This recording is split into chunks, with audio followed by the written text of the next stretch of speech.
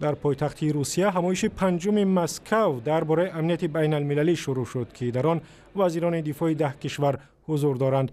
در این نشست دو روزه یک مسئله اساسی بحث مبارزه بین المللی با تروریسم است. وزیر دفاع روسیه در این نشست گفت که حالا تروریستان به کشورهای آسیای مرکزی هم چشم دوختند. او افزود از این سبب کشورهای عضو سازمان امنیت دست جمعی می‌خواهند برای جلوگیری از ناامنی در تاجیکستان به کشور نیروهای زودعمل بفرستند. اوضاع در یک سلسله از کشورهای خاورمیانه تقریبا از نظارت خارج می شود. وضع افغانستان هم پیچیده است. تروریستان کوشش دارند که در منطقه آسیا و اقیانوسیه و آسیای مرکزی تکیهگاه پیدا کنند.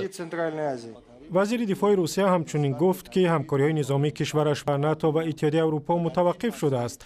برای صحبت در این باره شورای رادیو آزادی سرگئی دانیلچکین را به استودیو دعوت کردیم و سرگئی در کنفرانس مسکو نمایندگان کشورهای غربی و ناتو کم بودند، در حالی که میگویند همراه با تروریسم مبارزه میبرند. چرا وحدت نظر اینجا مشاهده نمی شود؟ سبب همین اختلافات نظری طرف هاست. چند پیش کنفرانس شبیه در غرب برگزار شد و روسیه هم در آن شرکت نجست. روسیه همچنین در کنفرانس امنیتی هسته‌ای در امریکا شرکت نکرد، هرچند اکثریت انتظار داشتند که نمایندگانش را می‌فرستد.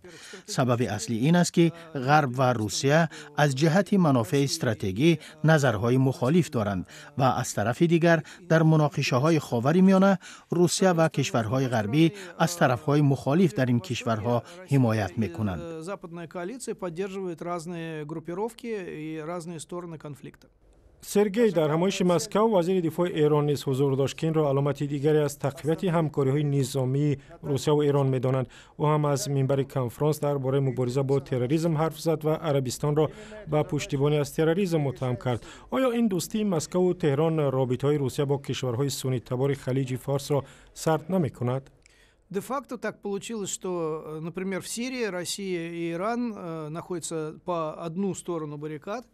عملاً چنین وضع پیش آمده است که ایران و روسیه در مناقشه سوریه در یک سنگر قرار گرفتند، یعنی در جنگ همراه با نیروهای دولتی سوریه کمک میکنند و خود همین بیانگر آن است که روسیه و ایران تماسهای نزدیک دارند.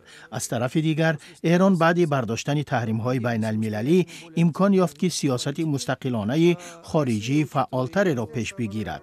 روسیه با نظرداشت مخالفتش با غرب هم آشکارا از این امکانات استفاده میبرد.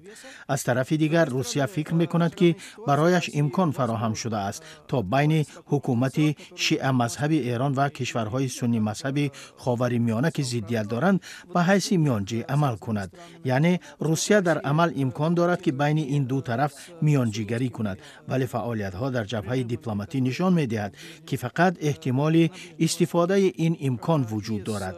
عربستان سعودی تاکنون از گفتگو با ایران پرهیز کرده است، ولی روسیه شاید برای دراز مدت امید بسته است که بتواند از هر دو طرف دستگیری پیدا کند و امکان میانجیگری را استفاده برد، ولی تا کجا این کار بر روسیه میسر می شود در آینده می بینیم. Насколько получится это у России, это покажет будущее. تشکر. سرگئی دانیلچکین شورای رادیو آزادی صحبت می‌کرد.